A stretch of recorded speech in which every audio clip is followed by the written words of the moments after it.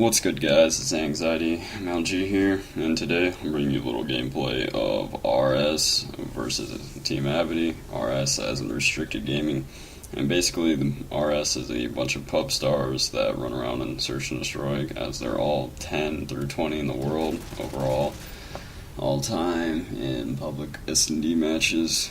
So yeah, they pretty much know their stuff, and I came into this game with my teammates and my good friends on who's talking about how they're check out their ranks, we're gonna get raped and all this whatnot. But in all reality, you just gotta realize throughout over time when you play Call of Duty that no matter what a person's stats are or their leaderboard rankings, anything like that, their prestige, it just shows how much they play Call of Duty. It doesn't really show their skill level or anything like that. I mean, to a certain extent, sure it does, but when it all comes down to it, the only thing that matters is what happens in the game. And how my teammate was talking about how we should back out and whatnot, and that we're going to get raped, you never want to do that because you're not setting the right mindset.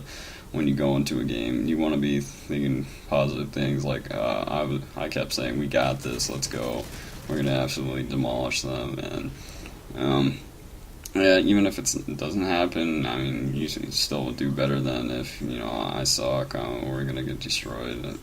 It's not good things to think about, and you'll see at the beginning of this game that my whole team basically dies. We got off to a bad start. It's a 1v5 situation, and I'm the only one up. And I do end up clutching it. The bomb was down, and I knew that there was no chance for me to actually get the defuse off. So instead I killed their whole team, and 1v5 is pretty impressive.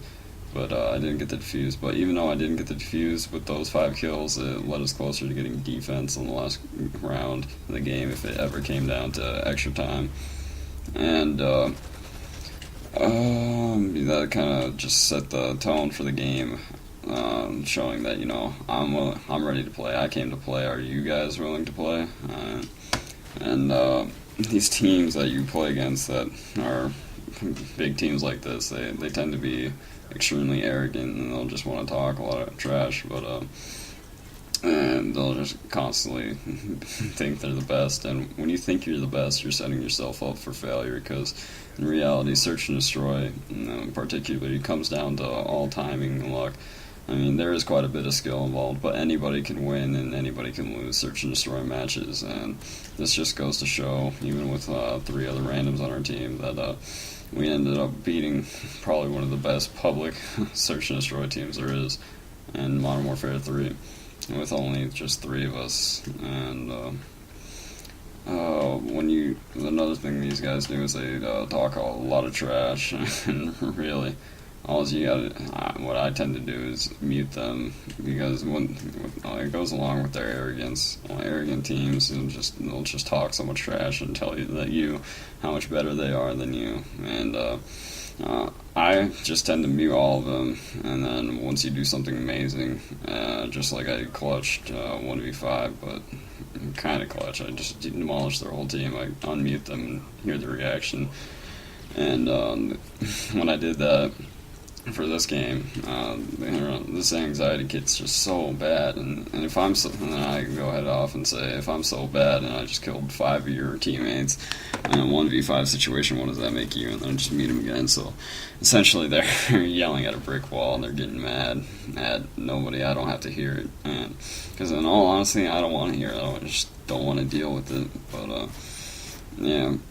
And after that, the game just kind of went our way a couple times. I get killed in this game by C4 and whatnot. But one thing I do want to say about a couple of their teammates, there was RS Glocky, I believe. He wasn't talking any trash. He was actually pretty respectable, and he said good game and everything. So I just want to thank him for that. And stuff. So he wasn't a douchebag. So not everybody on these teams is a douchebag, but I don't want to give you guys the wrong idea. But yeah, another thing is, just in general for basically any game type you play, is when you get mad at the game, and that just makes you play even worse. So you want to use that to your advantage, and you got to make the other team mad. Like you can use trash talk to your advantage. It's not exactly the most, I guess, fair way to play, but they're talking trash. You might as well talk some a little back too, and they'll get upset. They'll play more aggressive. They'll rush you because they just want to kill you. And you'll see that in the rounds, I just kind of camped back behind the center blocks on the left side whenever we had offense, because they would just rush me. And a couple times I just got destroyed by the MP7 kid. I'm not gonna lie, but that's just one of those things you got to deal with. I didn't let it get to me, and next round, whatever, I'll just take him out.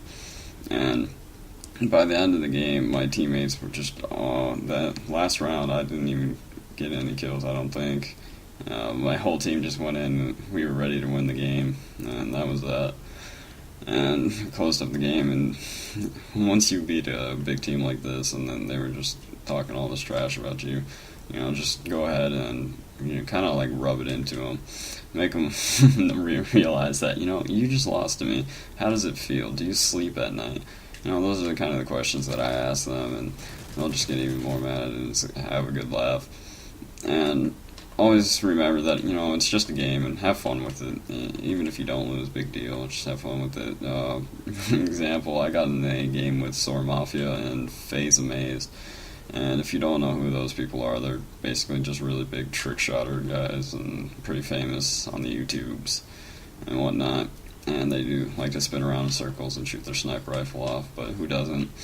And my friend was telling me how he was in one of their games and he was just splitting their feeds because they were telling him how he was so bad and he was for killing them, and was like, dude, should I just stand still for you and just kill him? So I joined their session. I go 0-69. Yeah, that's right.